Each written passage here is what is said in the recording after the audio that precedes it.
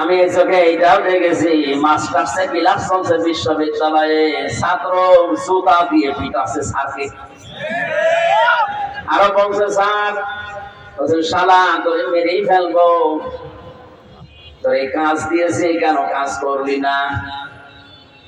পটুয়াখালী বাসী বিবেক দিয়ে বলেন, এইটাও তো ছাত্র, ওইটাও ছাত্র, এটা কেবল কোরআনের স্পর্শ পেয়ে মানুষ হচ্ছে, আর ওইটা মাস্টার্স করার পরে কোরআন নেই, জানোয়ার হয়ে গেছে। এখানে পড়াশোনা আরম্ভ করা দরকার আল্লাহর নামে। আমরা যারা গরু মার্কা চরিত্র নিয়ে আসি দুনিয়াতে, আমাদেরকে যদি মানুষ হওয়া লাগে, কোরআনের প্রবেশ করা লাগবে। এরকম একটা সূরার 286টা আয়াত আছে, মাত্র একটা আয়াত পড়েছি, আয়াত সংখ্যা 201। কত? এটা সবাই মোনাজাতে অন্তত কম বেশি পড়েন, কিন্তু এর ভেতরে যে কি আছে আর আপনি কি চান, আপনার এই চাওয়া জিনিসকে আল্লাহ কবুল করে, আপনি আজকে শুনেন।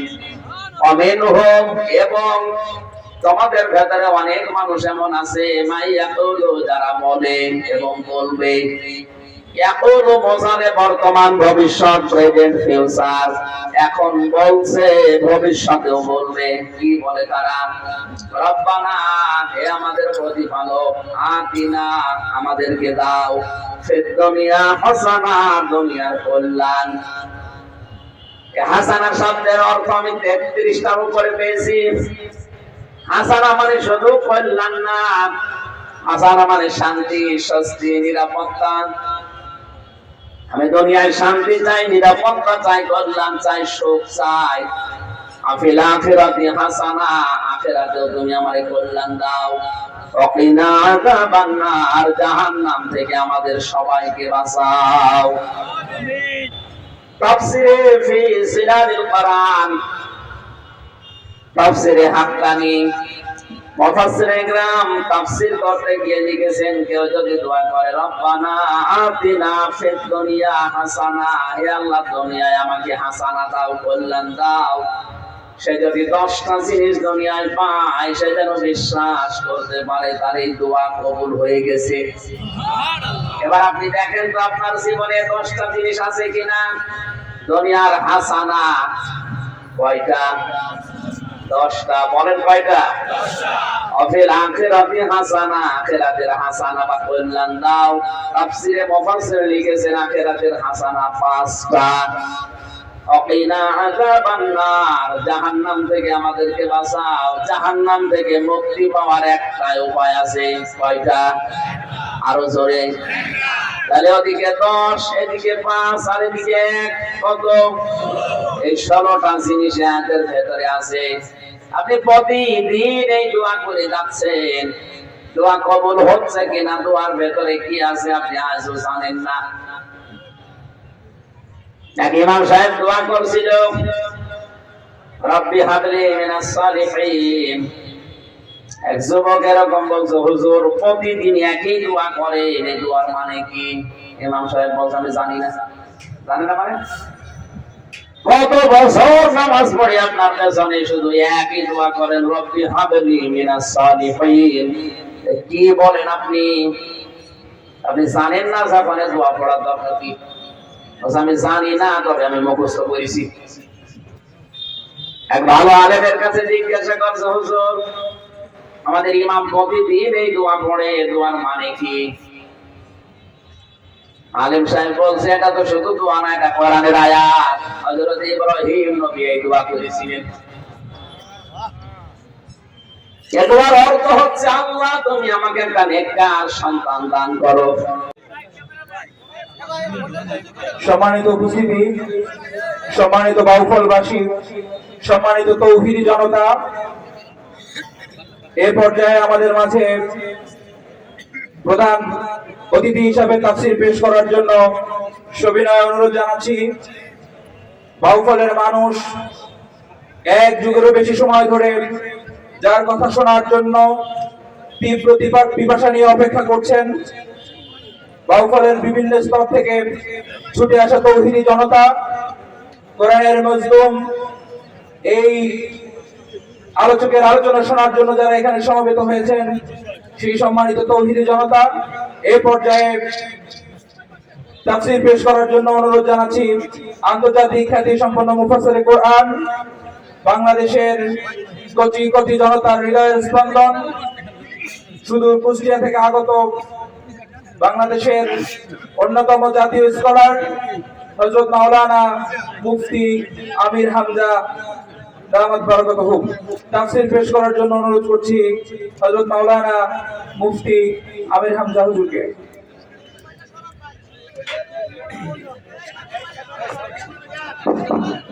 আসসালামু আলাইকুম ওয়া রাহমাতুল্লাহি ওয়া বারাকাতুহু।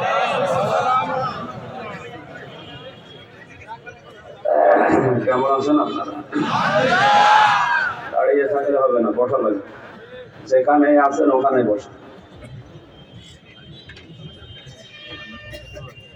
এই জায়গায় বসার জায়গা নেই, বসার জায়গা নেই, এখানে আসেন।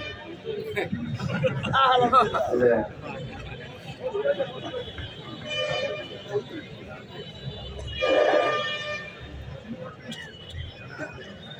ঠিক আছে, বসতে বললাম, বসলেন না, আপনার কথা বলবেন না, দাঁড়িয়ে থাকেন। দিনের বেলা তো এমনি টেনশন বেশি হয়, কথা বলবেন।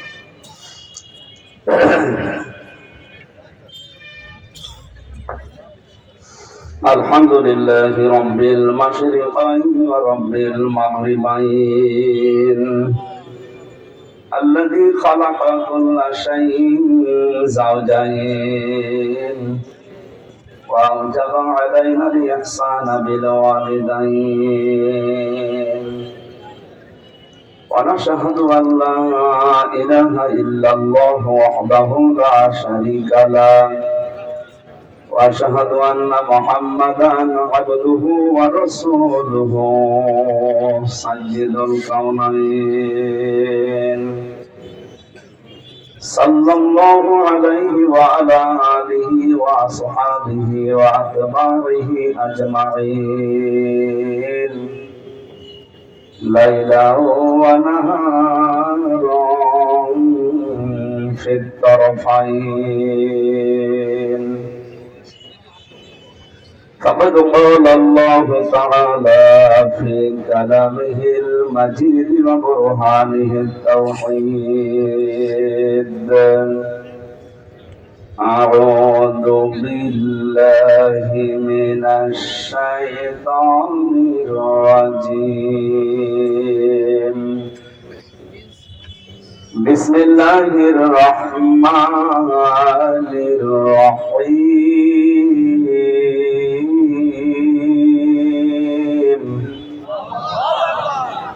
ومنهم من يقول ربنا آتنا في الدنيا حسنة ربنا آتنا في الدنيا حسنة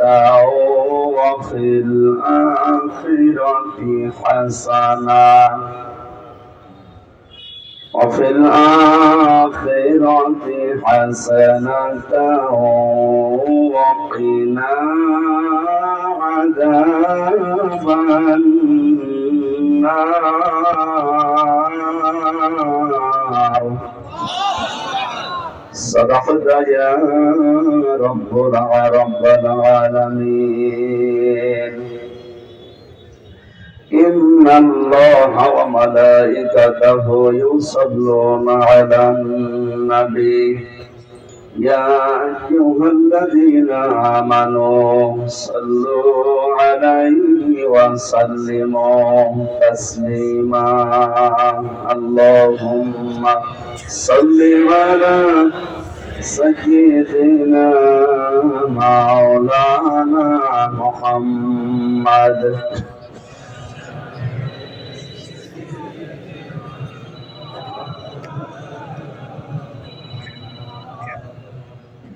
কত ব্যথা কত ভাবে সয়ে সাজে তুমি তোমারি খনে লান্তায়ে ফের ভূমি ফেরেশতা এসে চান ধ্বংসের হুকুম লৌহ মাখা মোহাম্মদ প্রাণ ইতিহাস সরায় হে আল্লাহ ক্ষমা করো এতায়ে ফেবাসী এরা বোঝেনি তো আমি যে মোহাম্মদ হৃদয়ে মোহাম্মদ। আলহামদুলিল্লাহ। বাংলাদেশের ঐতিহ্যবাহী জেলা পটুয়াখালী বাউফল থানার অন্তর্গত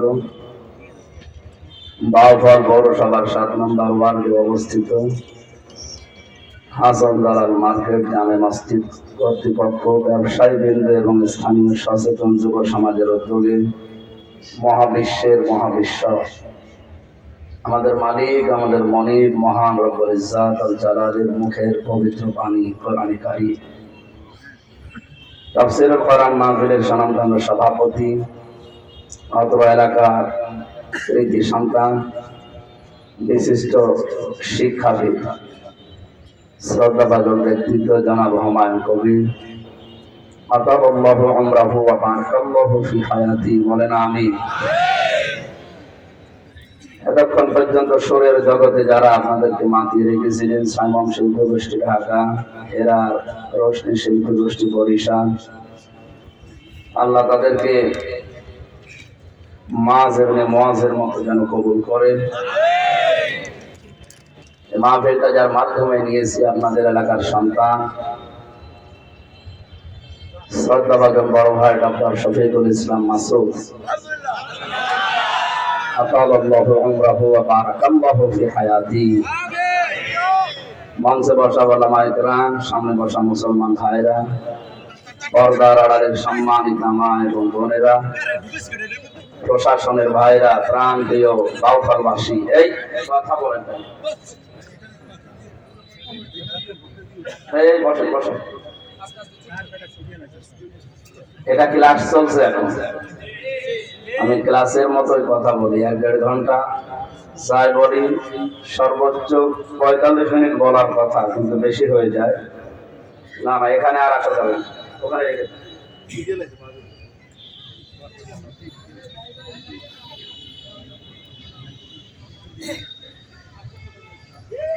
দল মত নির্বিশেষে কোরআনের এই অনুষ্ঠানে যারা ইবাদত মনে করে দিনের বেলা এসেছি, বলেন আলহামদুলিল্লাহ।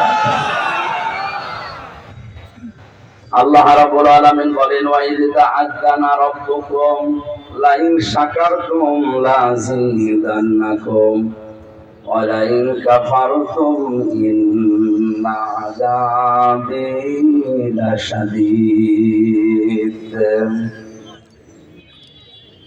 আয়াতে তাফসীর পড়তে গিয়ে আমি দেখেছি আল্লাহ পাক যেন নিজে মাইক হাতে নিয়ে নেমে পড়েছেন। ওয়া ইয তা'আযানা রাব্বুকুম, আল্লাহ নিজে আযান দিচ্ছেন, নিজে মাইক হাতে নিয়ে ঘোষণা দিচ্ছেন, যেন এভাবে বলছেন একটি এলান শোনো, একটি ঘোষণা।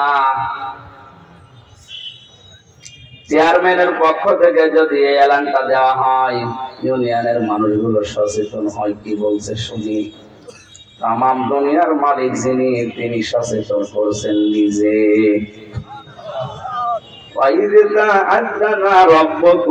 একটি এলান শোনো, একটা ঘোষণা শোনো।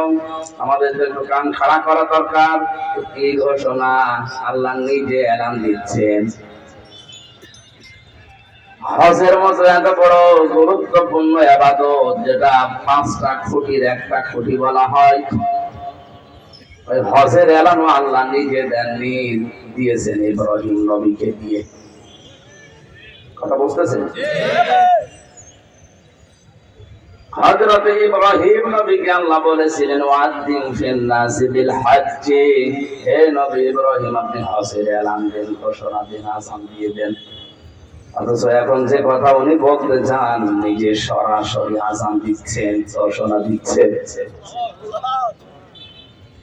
কি সেই ঘোষণা? লাইন শাকারতুম লাযীদান্নাকুম, যদি আমার নিয়ামতের শুকরিয়া আদায় করো অবশ্যই ওই নিয়ামত আমি আল্লাহ তোমাদের জীবনে বাড়িয়ে দেব।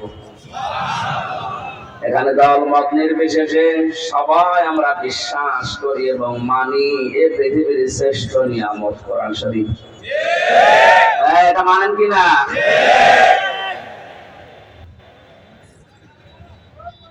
পৃথিবীর এই শ্রেষ্ঠ নিয়ামত পাওয়ার পরে আমরা শুকরিয়া আদায় যদি করি, এটা জীবনে আল্লাহ আরো বাড়িয়ে দেবেন। আর শুকরিয়া আদায় করবেন কি করে? অনেকে রুটি পর্যন্ত খেয়ে ঢেকর একটা তুলে বলে আলহামদুলিল্লাহ। শুকরিয়া আদায় করার পদ্ধতি তিনটা। এক নম্বরে আপনাকে মুখে স্বীকার করা লাগবে যে হ্যাঁ এটা নিয়ামত। সবাই কিন্তু বলেছেন যে কোরআন এটা নিয়ামত, কথা বলেন। দ্বিতীয় নম্বরে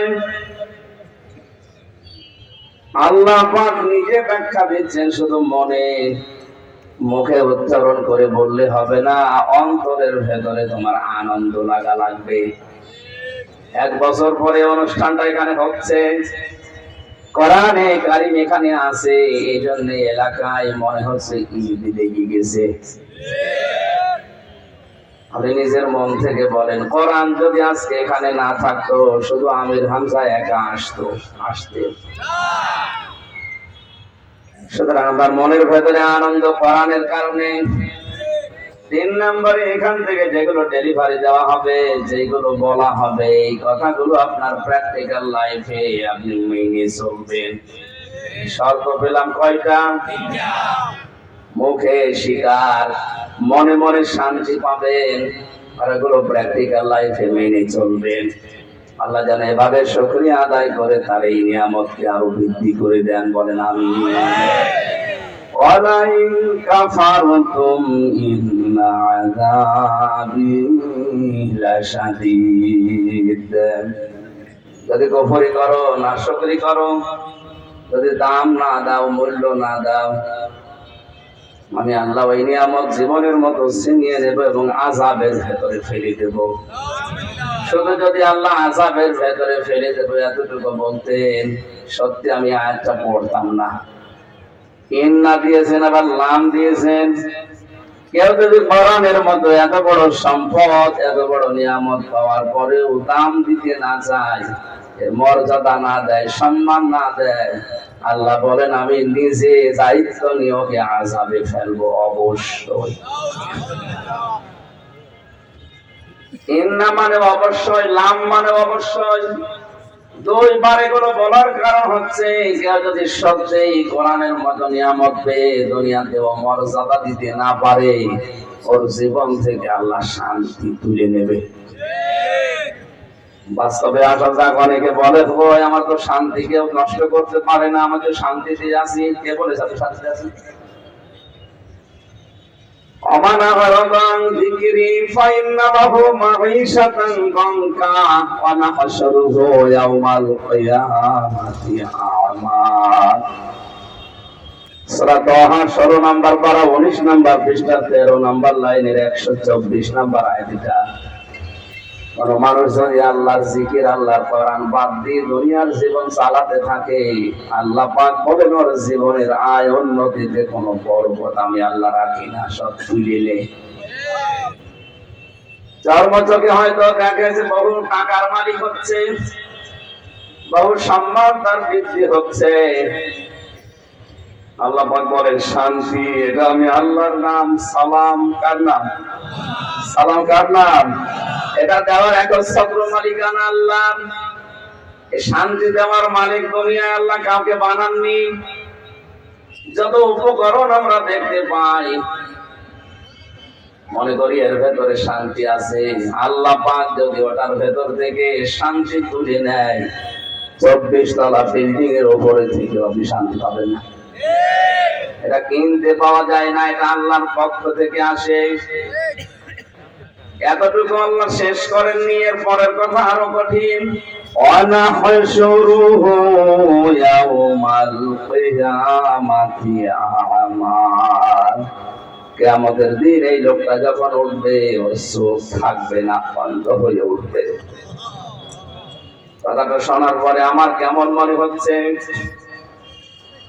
হয়তো কিয়ামতে আমি নিজেও ওরকম অন্ধ যদি হয়ে উঠি, ডাক দিয়ে যদি বলি, মহান মালিক, ক্বালা রাব্বি লিমা হাশারতানি আ'মা ওয়া ক্বাদ কুনতু বাসীরা। আমার তো চোখ ছিল, কেন আজকে আমাকে অন্ধ করে তুললে? আল্লাহ পাক ওই সময় ধমক দিয়ে বলবে, ক্বালা কাযালিকা তাতকা আয়াতুনা ফানাসিতাহা ওয়া কাযালিকাল ইয়াউমা তুনসা।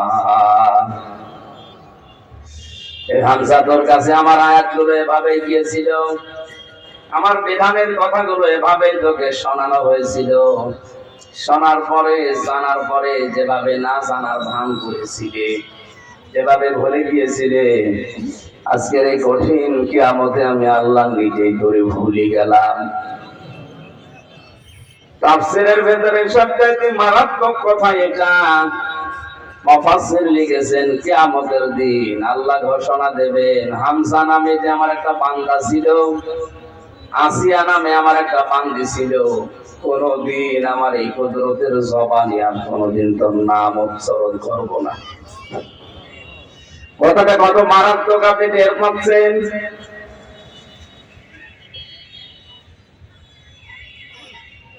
আমাদের মালিক যিনি আসল, তিনি যদি বলেন আমি তোর নাম কোনদিন আর আমার এই মুখে উচ্চারণ করব না, যে আমার হামজা নামে একটা বান্দা ছিল।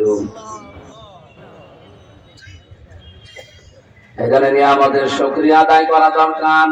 জবান খুলে সবাই বলেন আলহামদুলিল্লাহ। কোরআন কি করে উপস্থাপন করা লাগে মানুষের সামনে, এটা তো আর গানের অনুষ্ঠান না, যেভাবে সেভাবে শুরু করলাম। কিভাবে কোরআন মানুষের সামনে আপনি উপস্থাপন করবেন, বর্ণনা করবেন, সেই পদ্ধতি আল্লাহ শিখিয়েছেন। ১৫০০ বছর আগে আল্লাহ আমাদেরকে শিখিয়েছেন যে এইভাবে আমার কোরআন আমার বান্দা বান্দীদের সামনে উপস্থাপন করবা, এর পদ্ধতি এইটা। কিতাবুন উনজিলা ইলাইকা ফালা ইয়াকুন ফি সাদরিকা হারাজুম মিনহু লিতুনযিরা বিহি ওয়া যিকরা লিল মুমিনিন। সূরা আরাফের ২ নম্বর আয়াতে আল্লাহ বলেন, একটা কিতাব, হে নবী আপনাকে আমি এটা দিলাম, শুধু সমা খাবেন আর মাথার উপরে রেখে দেবেন। এই জবাব দিলেন না? শুধু সমা খাওয়ার জন্য আর মাথার উপরে রাখার জন্য। কেন দিলাম এটা? হারাজুম মিনহু লিতুনযিরা বিহি, এটা দিয়ে যখন মানুষকে সতর্ক করবেন, মানুষের সামনে বক্তব্য বিবৃতি দেবেন, তখন যেন আপনার মনের ভেতরে কোন সংকীর্ণতা কাজ না করে। হারাজন শব্দের ব্যাখ্যা পেয়েছি আমি তাফসীরে ২টা। একটু ভালো লাগবে। ১ নম্বরে, আপনি যখন কোরআন প্রচার করতে যাবেন সে এলাকাতে, এই বাউফলে হয়তো অনেক মানুষ এমন আছে কোরআনের কথা না বোঝার কারণে মন খারাপ করতে পারে। এরকম মানুষের থানায় নেই? যেটা আল্লাহ বোঝাতে চায় ওইটা বললে ও হয়তো ওর জ্ঞানের পরিধি ওই পর্যন্ত নেই, বোঝে না, উল্টা দিকে নিয়ে আন্দাজে মন খারাপ করে। ২য় নম্বর, হারাজনের ব্যাখ্যা, আপনি যখন কোরআন শরীফ থেকে তাফসীর করবেন, ওই এলাকাতে হয়তো আবহমান কাল থেকে এমন এমন নিয়ম নীতি ইবাদত মনে করে মানুষ পালন করে আসছে, আসলে যেটা ইবাদত না। যেটা ইবাদত না, কোরআনের সাথে ওটা মিলার কথা। আরো জোরে বলেন, যখন মিলবে না, মানুষগুলো চিন্তা করবে এতদিন আমার বাবা, আমার দাদা, আমার পীর সাহেব করেছে, আরে কি বলে। তখন ওই মানুষগুলো আপনার উপরে মন খারাপ করবে, রাগ করবে, শুধু রাগ না, তেড়ে আসবে আপনার দিকে। এই যে তেড়ে আসবে আপনার দিকে মারার জন্য, এটা তো আমি বানালাম। সূরা হজের ভেতরে আছে 17 নম্বর পারা 19 নম্বর পৃষ্ঠা 13 নম্বর লাইনে আছে, ওয়াইদা তুতলা আলাইহিম আয়াতুনা বায়িনাতিন তা'রিফু ফি ওজুহিল লাযিনা কাফারুল মুনকার। এ নবী, আপনি যখন তেলাওয়াত করবেন কোরআন, যখন ওদেরকে বোঝাবেন, আপনি দেখবেন ওই কাফের যারা বিশ্বাস করে না এটা, ওই মানুষগুলো আপনার দিকে মারার জন্য উদ্যত হবে, মনে হবে ওদের খেয়ে ফেলবে। ১,৫০০ বছর এসে এরপরে এখন যে অবস্থা, আমার মনে হয় এই দুইটা ব্যাখ্যা যেটা কোরআনে আছে একেবারে হাড়ে হাড়ে মিশে যাচ্ছে। অধিকাংশ জেলায় গেলেই না বুঝে আন্দাজে বলো হুজুর রাজনীতি। আরে বেটা, রাজনীতি কিসের? এটা কোরআনের নীতি। তোমার কাছে রাজনীতি মনে হচ্ছে, তুমি আয়াত বোঝো না তাই। ২ নম্বরে যখন দেখে এলাকায় যে ইবাদত বন্দেগী, বিশেষ করে এগুলো কুমিল্লা, ব্রাহ্মণবাড়িয়া, হবিগঞ্জ এই লাইনে আছে বেশি, আন্দাজে ইবাদত মনে করে পালন করে, কোরআন বললে ওগুলো মেলে না, ওই মন খারাপ করে তখন তেড়ে আসে, আমার বাবার উপরে কথা বললেন।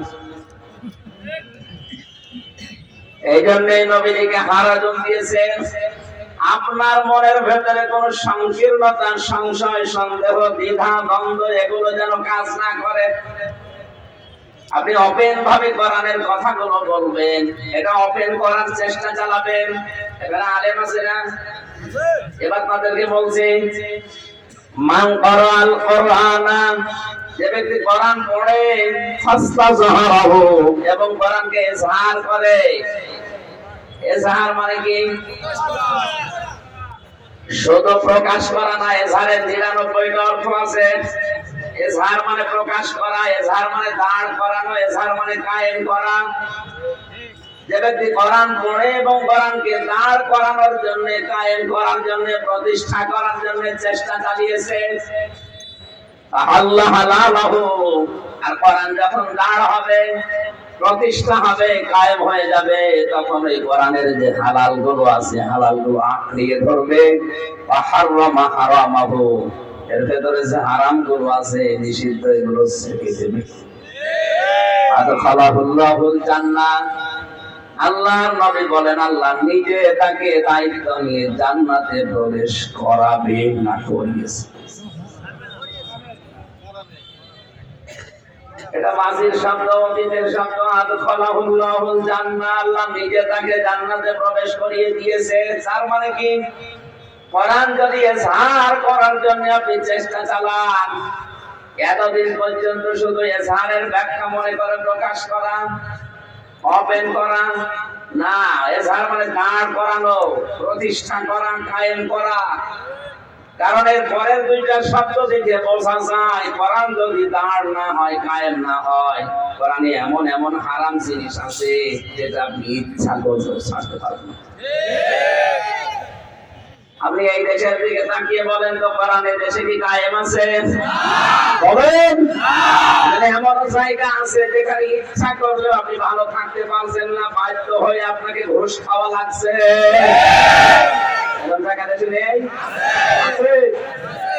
এই গাড়িটা আমার এই পটুয়াখালী বাউফল থেকে যদি কুষ্টিয়া পর্যন্ত নিয়ে যায়, কমপক্ষে 4 থেকে 5 জায়গায় আল্লাহর ওলিরা বলবে, হুজুর দোয়া চাই। আমি যদি বলি, হুজুর দোয়া করে আসলাম, না আছে দোয়া নিয়ে আসবেন, দোয়া দিয়ে যান।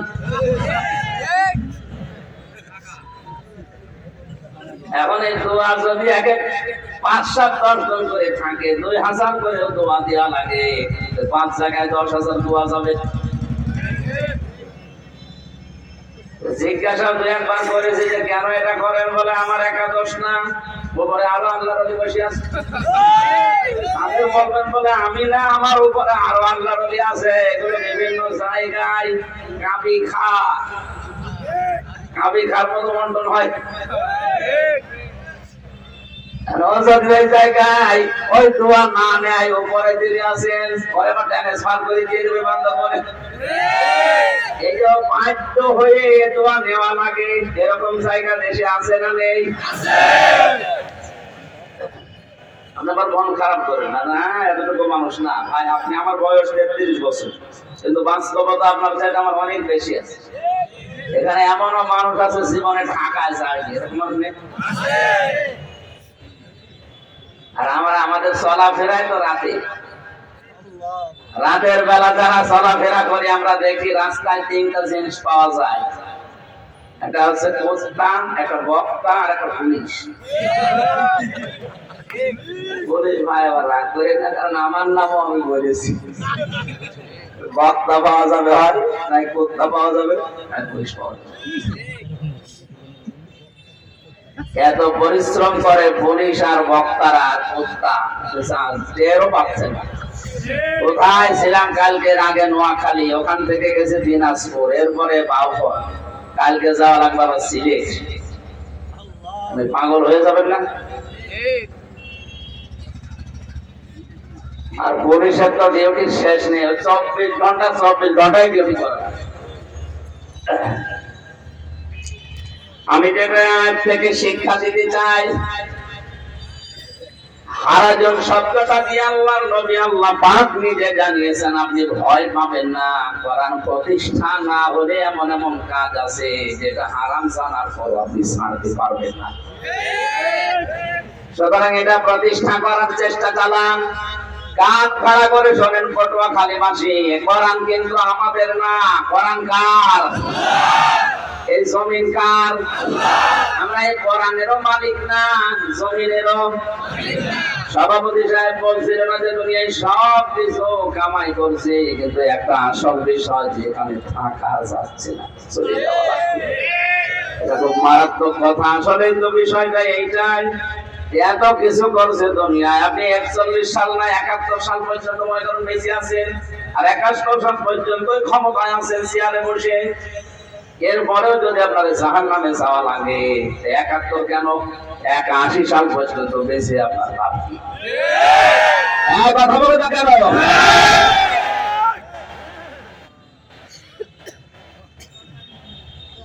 জীবনের আসল মানেটা আমরা অনেকে আজও জানি না। আল্লাহকুমুত তাকাসুর হাত্তা যুরতুমুল মাকাবির। আল্লাহ পাক বলেন দুনিয়ার সবাই বেশি বেশি পাওয়ার জন্য মহাবন্ধ হয়ে গেছে, যতক্ষণ পর্যন্ত কবরে না যাবে ততক্ষণ ওই ঘোর কাটবে না।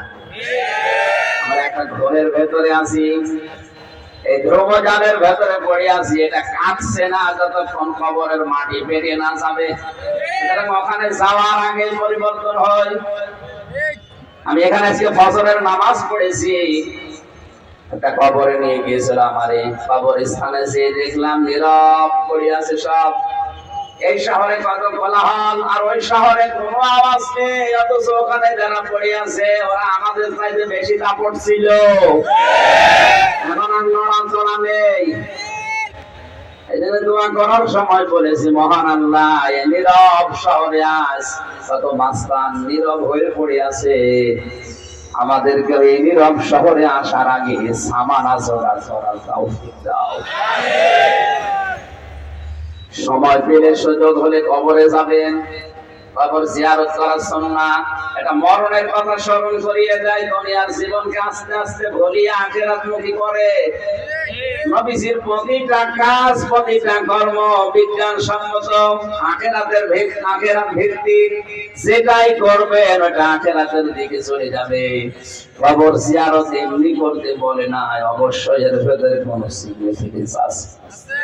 এটা তাই যে আপনাকে দুনিয়ার এই জীবনের স্বাদ আস্তে আস্তে ভরিয়ে দেবে। সময় পেলেছে সূরা ফাতিহা, সূরা ইখলাস, সূরা তাকাসুর যেটা পড়ছিলাম, এটা পড়ে একটু চোখের পানি যদি ফেলতে পারেন আর মনে মনে কাঁদতে পারেন, আল্লাহ আমার মা আমার বাবা শুয়ে আছে, দয়া করে মাফ করে দাও, আপনার জীবনও আস্তে আস্তে পাপ ছেড়ে যাওয়া সহজ হবে। আমার আয়াতের মূল বক্তব্য ছিল, আমরা জানো কোরআনে কারিমকে দাঁড় করাতে পারি, কারণ এই জমিনও আমার না, কোরআনও আমার না, আমরা হচ্ছে কোরআনের কামলা, খাবেন। আমরা লেবার, মরিস, পাট যাই বলেন, আমাদের খেদমতগার, আমাদের মালিক না, যে মালিক হয়ে আমরা বসে আছি। আমরা সবাই এখানে কোরআনের কি খাদেম, বলেন বলুন। কি বুঝলেন এই শব্দ দ্বারা? হুমায়ুন কবির সাহেব এই জমিটা ওনার নিজের, আমাদের মতো 10 জন মানুষকে নিয়েছে লেবার, যেখানে আপনারা ধান লাগান। আমরা ধান লাগান আরম্ভ করলাম, বিকাল 5টায় উনি আমাদের বেতন দিয়ে দেবে। কয়টায়? বিকাল 5টা বাজতে মাত্র 10 মিনিট বাকি আছে। 10-12 জন মস্তান মোটরসাইকেল নিয়ে এসে বসাই, এ ধান তুলে ফেলো, এ ধান এখানে লাগানো যাবে না। আমরা যারা আছি, আমরা যারা লেবার, আমরা যারা কামলা দিয়ে খাই, আমরা বলবো ভাই আপনি ধান তুলে ফেলবেন, কোনো অসুবিধা নেই, কারণ এই ধান আমাদের না, এই জমিও আমাদের না। হুমায়ুন কবির সাহেবের, কিন্তু ধান তুলতে হলে আপনি 10 মিনিট পরে তোলেন, আগে বেতনটা নিয়ে নিন। বেতন আগে নেই, এরপর আপনি বিকাল 5টার পরে ধান তুলবেন, এখানে চাষ করবেন নাঙ্গল দিয়ে, আমাদের দেখার দরকার নেই, কারণ আমরা আছি বেতনের ধান্দায়। এরপরও যদি মস্তানরা বলে না এটা এক্ষুনি তুলে ফেলবো, আমাদের বেতন নেওয়ার জন্য তাদেরকে বাধা দেওয়ার কখন দরকার নেই। কথা বলছেন, বাধা দিতে গিয়ে যদি হাতাহাতি হয়, বলেন, যদি গালাগালি করা লাগে, যদি চড় মারা লাগে, যদি মেরে ফেলা লাগে, কারণ কি আমার বেতন দরকার। অথচ 4 জনে আমি মারামারি করছি, ওই ধান কি আমার, ওই জমিন আমার, মারামারি করছি কেন? বেতনের জন্য না হলে বাড়িতেছি আমি ছেলে মেয়ে খাবো কি? আমাদের আসল বেতনের নাম জান্নাত। বিকাল 5টা মানে জীবনের শেষ দিন। কথা বলুন, পটুয়াখালীবাসী, এইটাই আমরা কোরআন পড়ে বুঝি, জীবনের শেষ দিন পর্যন্ত কোরআনে কারীম দাঁড় করানোর জন্য, কায়েম করার জন্য, প্রতিষ্ঠা করার জন্য চেষ্টা চালাবো। এর ভেতরে যদি কেউ এসে বাধা দেয়, তুলে ফেলতে চায় কোরআনকে, মারামারি যদি করা লাগে, হাতাহাতি করা লাগে, চড় দেওয়া লাগে, মেরে ফেলা লাগে, কোনো অসুবিধা নেই, কারণ আমার বেতন দরকার।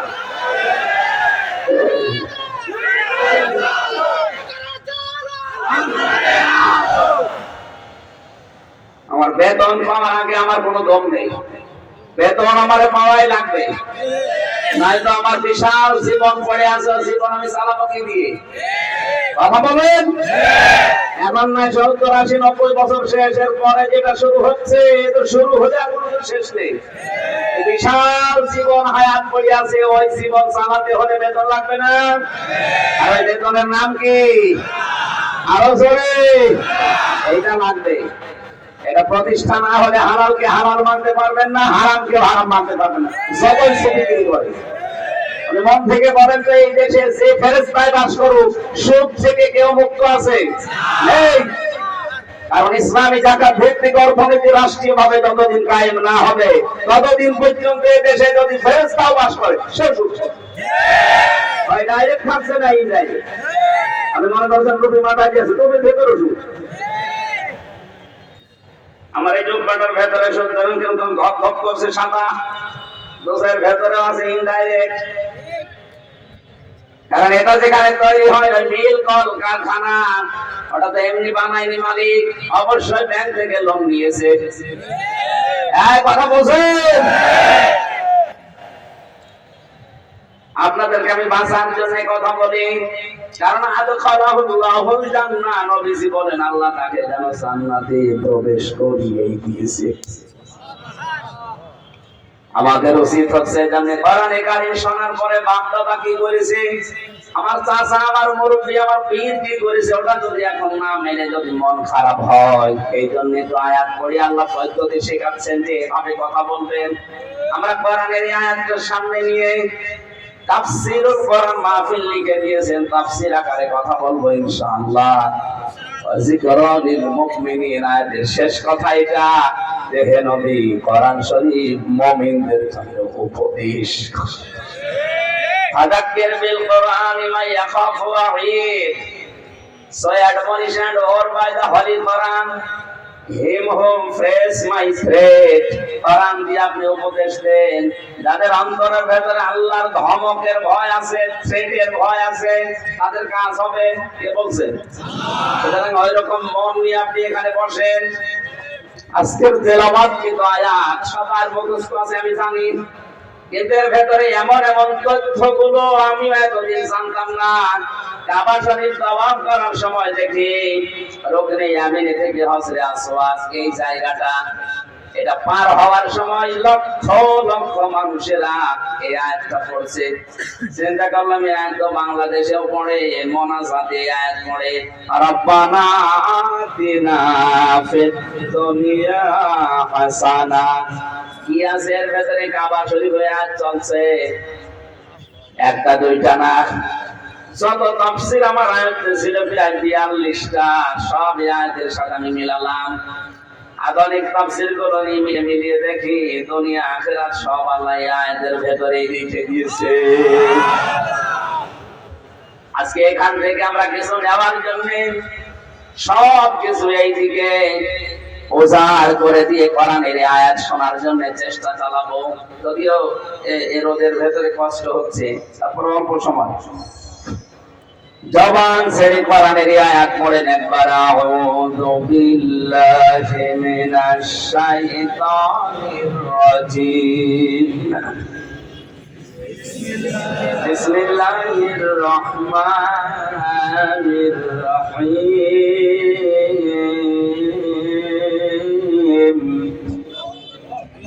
ومنهم من يقول ربنا آتنا في الدنيا حسنة وفي الآخرة حسنة وقنا عذاب النار।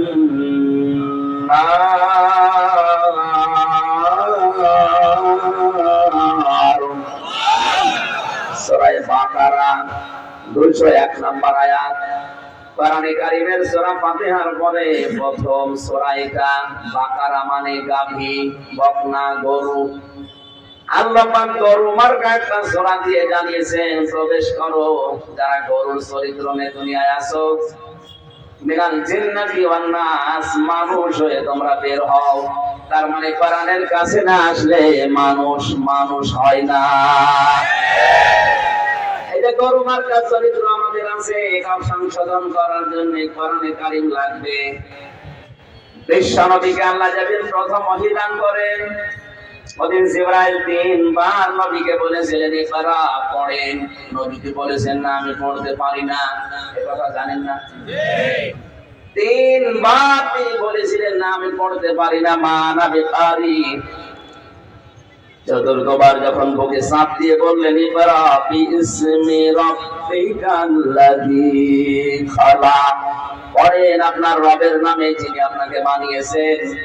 বিশ্ব নবী এবার জিবরাইলের সাথে 5টা আয়াত পর পর পড়েছিলেন। ভালো করে শুনবেন, 5 আয়াত পর পর পড়ে জিবরাইল বলেন, হে নবী আপনি এতক্ষণ বারবার বললাম পড়লেন না, এখন পড়ছেন কোন কারণে? নবীজি বলেন, ফেরেশতা তুমি এতক্ষণ বলছিলেন পড়েন পড়েন, কি পড়বো আমি? পড়বোটা কি? যখন